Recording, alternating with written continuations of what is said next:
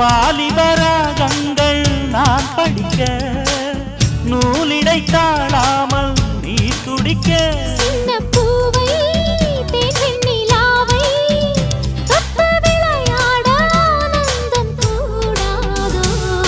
பாண்டியனின் ராஜ்யத்தில் புயலால வேண்டி நின்ற பைங்கிளிக்கு புயலால கையில் தந்தே கல்யாண மாலை